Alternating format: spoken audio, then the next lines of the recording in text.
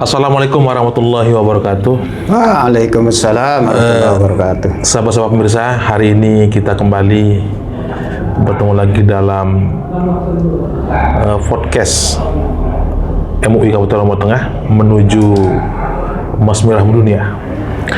Hari ini kita berada di suasana yang berbeda dan topik yang berbeda.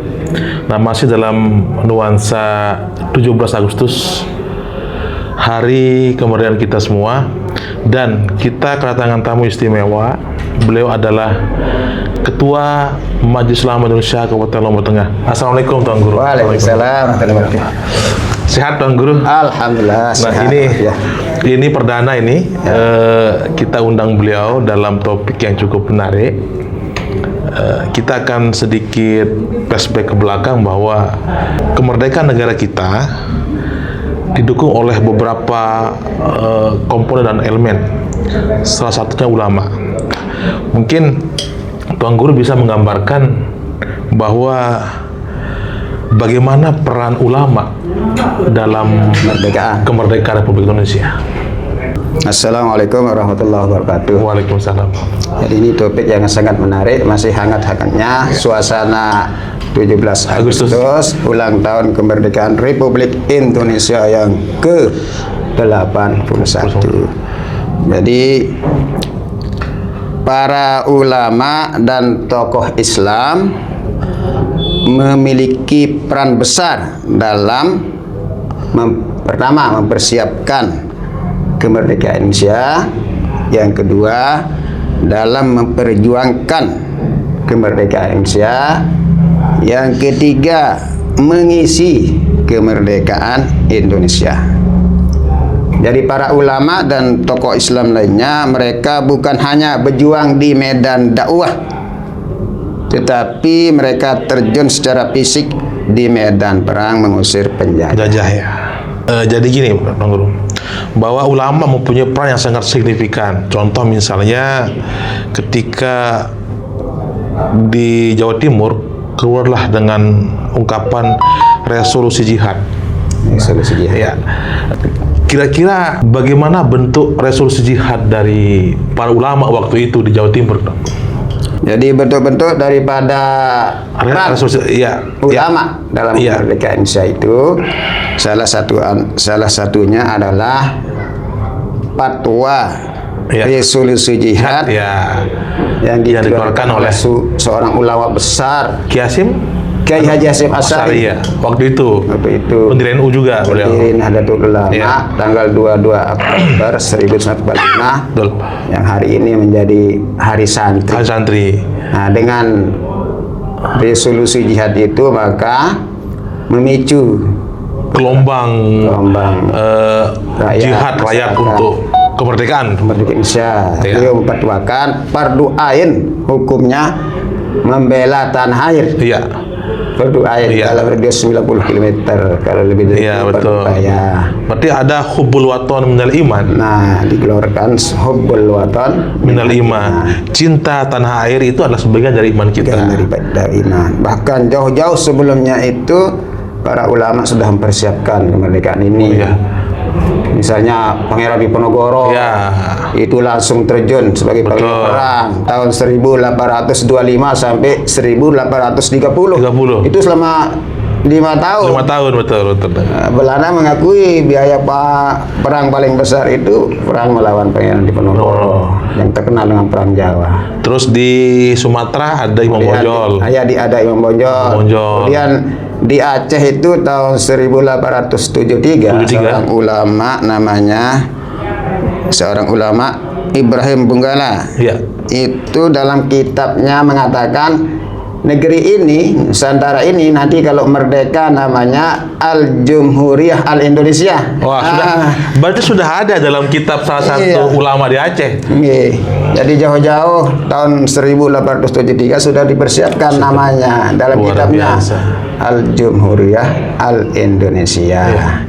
Kemudian tahun 1830 Haji Wahab Habsibullah menyusun sebuah syair untuk menggelorakan, membangkitkan semangat perjuangan itu memakai bahasa Arab. Sengaja memakai bahasa Arab supaya tidak diketahui maksudnya oleh Belanda. Hubbul watan minal iman. Jalal watan.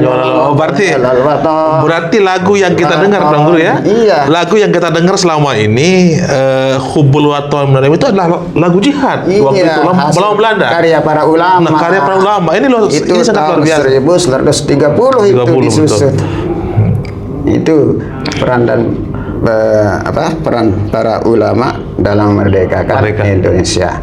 Nah, ketika detik-detik kemerdekaan Indonesia, para ulama ikut merumuskan dasar-dasar negara ini. Nah, betul. Nah, di dalamnya ada Ki Haji Agus Salim, Ki Haji Wahid Hasim, bahkan ikut dalam Cokro Aminoto, ikut dalam tim 9 itu merumuskan dasar-dasar negara kita. Nah, setelah merdeka 2 bulan kurang lebih setelah merdeka, Tentara Sekutu kembali lagi ke Indonesia. Nah, baru itu dikeluarkan Fatwa Resolusi Jihad tanggal 22 Oktober 1945. Kiai Haji Hasyim Asy'ari mengeluarkan Fatwa Resolusi Jihad bahwa membela tanah air itu hukumnya fardu ain. Betul. Makanya Inggris sebagai pemenang Perang Dunia Kedua itu kewalahan menghadapi rakyat bondong-bondong. Termasuk waktu itu ada ungkapan bahwa rawi-rawi rantas. Nah, itu. Jadi merdeka atau mati. Nah, merdeka atau mati. Nah, itu. Lebih baik mati daripada dijajah. Nah, ini adalah salah satu semangat berkobar dari pemuda-pemuda kita waktu itu. Nah, setelah kita merdeka, kemudian tahun setelah kita merdeka ada ujian dalam negeri. Tahun 1960-an itu di dalam negeri PKI. Jadi para ulama untuk mengimbangi perjuangan itu disusullah Salat Badar untuk mengobarkan semangat lagi. Tahun 1960-an itu seorang ulama dari Banyuwangi menyusun Salat Badar. Jadi untuk mengobarkan semangat perjuangan seperti itu dulu masuknya komunis ya. Iya, komunis. Iya kan, itu terjadi tahun 60-an, 65 itu kan. Makanya disusullah Salat Badar itu. Salatullah salamullah ala toha rasulillah. Salatullah salamullah. Yang menyusun itu Kiai Haji Syakir bin Ali Mansur dari Banyuwangi. Salat Badar. Nah, itu sekilas tentang peran ulama dalam mempersiapkan memperjuangkan kemerdekaan dan mengisi kemerdekaan. Iya. Nah, setelah itu fase yang kedua, bagaimana peran ulama untuk mengisi kemerdekaan saat ini? Kalau kemarin kan ada jihad melawan penjajah. Kalau sekarang ini jihadnya lawan apa? Nah, sekarang jihad kita ini adalah menjaga NKRI ini. Iya, betul. Menjaga negara kesatuan Republik Indonesia. Itu hubbul watan minal iman. Jadi dalam 5 prinsip dasar Islam itu hifzuddin, menjaga agama, hifzul aqli, menjaga akal, hifzul nasab, menjaga keturunan, hifzul mal, menjaga harta benda, ya termasuk menjaga NKRI ini. Nah, jadi adalah menjaga keutuhan NKRI ini adalah sebagian daripada iman kita. Karena ini adalah peninggalan perjuangan para ulama kita. Dan nikmat yang wajib kita syukuri. Indonesia yang terdiri dari 17.508 pulau ini beraneka ragam. Bhinneka Tunggal Ika. Walaupun berbeda-beda, tapi kita satu tujuan.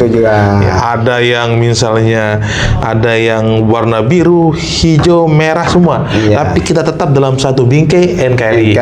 Harga mati. Demikian. Assalamualaikum warahmatullahi wabarakatuh. Terima kasih. Itu adalah diskusi singkat kita dengan Ketua Majelis Ulama Indonesia Kabupaten Lombok Tengah, yang perlu kita cermati bersama bahwa cinta tanah air itu adalah sebagian daripada iman kita. Apa-apa pun yang terjadi, bahwa NKRI harga mati. Mudah-mudahan kita sebagai generasi muda, generasi penerus bangsa ini, kita menjaga keutuhan bangsa kita. Walaupun kita berbeda suku, berbeda ras dan semuanya, kita satu dalam bingkai NKRI dan bangsa Republik Indonesia. Itu yang dapat kami sampaikan. Kita ketemu dalam diskusi dan dialog pada waktu yang berbeda. Sekian, Assalamualaikum warahmatullahi wabarakatuh. Merdeka. Waalaikumsalam. Merdeka. Terima kasih.